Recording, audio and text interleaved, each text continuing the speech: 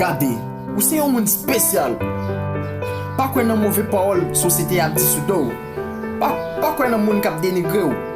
Toujou kwen nan tet ou. Mem si ou pa gen gros moyen pou viv. Konen ou se yon gran. Ou se yon spesyal. Chak jou, di tet ou, mwen se yon gran.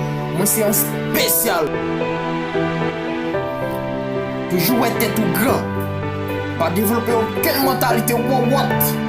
Rêver grand, gen gros vision. Travail dur pour réaliser rêve. Yon seul monde ou besoin de dépasser monde ou hier.